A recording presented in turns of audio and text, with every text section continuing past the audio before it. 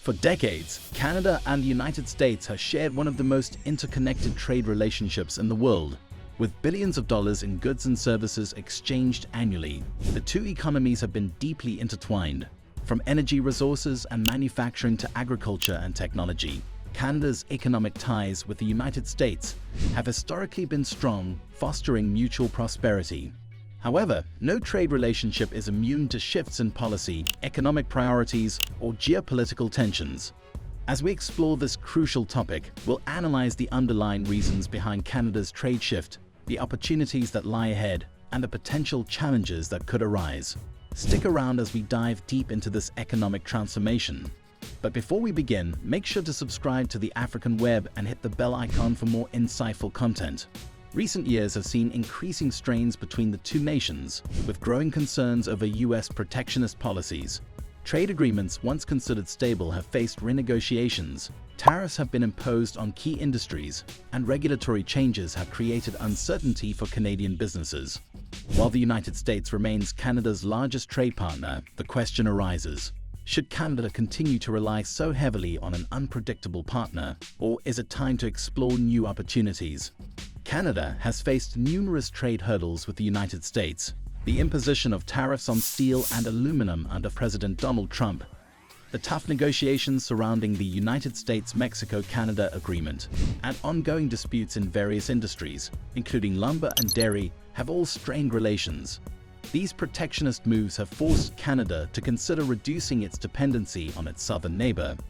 The Canadian government, led by Prime Minister Justin Trudeau, has been actively working to diversify trade agreements, ensuring that Canada is not overly reliant on a single partner.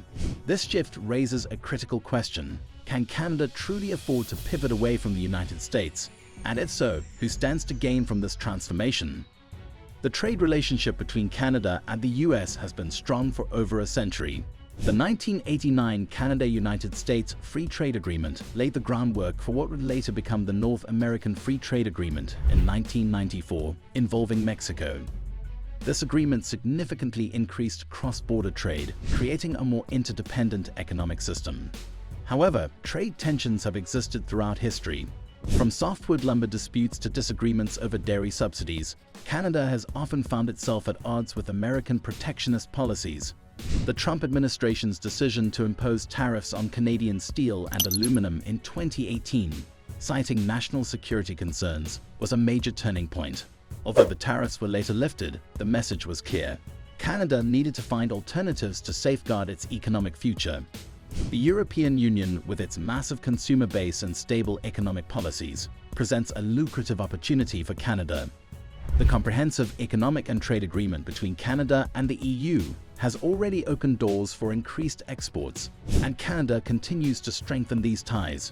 Similarly, post-Brexit, the UK has been seeking independent trade agreements, and Canada has quickly moved to solidify its partnership with London. Canadian businesses see the UK as a reliable trade partner with shared historical, cultural, and economic ties. The UK-Canada Trade Agreement, which ensures 99% duty-free access, provides an attractive alternative to dealing with unpredictable US policies. But could this shift lead to long-term benefits, or will Canada struggle to replace its historically dominant trade relationship with the United States? The EU and UK present significant sector-specific opportunities for Canadian businesses looking to expand their global reach. In the field of technology and artificial intelligence, the EU has been heavily investing in AI and digital infrastructure, making it an attractive market for Canadian tech firms, especially those based in innovation hubs like Toronto and Montreal. Similarly, the green energy and renewables sector offers promising prospects, as both the EU and UK are leading the way in renewable energy policies. This aligns well with Canada's sustainability goals, allowing for increased exports of clean energy technologies and expertise. Additionally, the agriculture and food processing industry stands to benefit, given the EU's high demand for high-quality, organic, and sustainable food products. Finally, the pharmaceutical and healthcare sector is another area of opportunity, as rising demand for medical innovations in the EU and UK could provide new growth avenues for Canada's pharmaceutical industry. One of the most intriguing prospects in this trade evolution is the idea of CANZUK, a proposed economic and trade alliance between Canada, Australia, New Zealand, and the United Kingdom. This concept envisions a free trade and movement zone among these four nations, similar to the EU but with fewer bureaucratic restrictions. Supporters of CANZUK argue that these nations share strong democratic values, a common legal system, and historical ties that could make economic integration smoother. If realized, CANZUK could offer Canada access to alternative markets while reducing its dependency on the United States.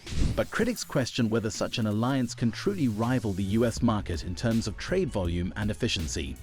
A major shift in Canada's trade focus would have serious implications for American industries. Tesla, which relies on key Canadian resources for battery production and supply chains, could face disruptions if Canada prioritizes exports to Europe and the UK. Similarly, the US energy sector, which benefits from Canadian oil and natural gas imports, might see new challenges as Canada explores alternative energy export markets. If Canada continues expanding trade with Europe and the UK, could the US energy sector adapt to a scenario where Canadian exports are no longer as heavily geared towards the American market? The potential shift could force American industries to rethink supply chain strategies and seek new resource suppliers. Despite all these developments, a complete detachment from the United States remains unlikely. The sheer scale of trade, geographic proximity, and deeply integrated supply chains mean that Canada will still depend on the US for a significant portion of its trade. However, Ottawa's push for diversification signals a long-term strategic shift, one that aims to provide economic security in an increasingly uncertain global landscape. By strengthening ties with the EU, the UK, and possibly the CANZUK bloc, Canada is positioning itself as a more globally diverse trading nation. While this shift may take years to fully materialize, it is evident that Canada no longer wants to rely solely on the United States for its economic prosperity. The Canadian government has been proactive in supporting businesses looking to expand into new markets.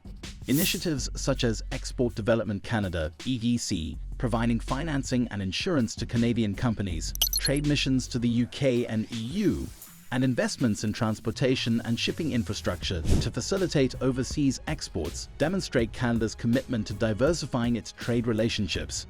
These efforts indicate that Canada is not just exploring alternatives, but actively working to implement a new trade paradigm. As Canada rethinks its trade partnerships, the potential economic realignment could reshape global trade dynamics. Will the US adjust to Canada's diversification efforts, or will it impose further trade restrictions? How will industries like Tesla and the energy sector adapt to these changes? What do you think? Should Canada prioritize its historical trade ties with the US, or is it time to seek new opportunities with Europe and the UK? Let us know your thoughts in the comments below. Don't forget to like, share, and subscribe to the African Web for more in-depth discussions on global economic trends.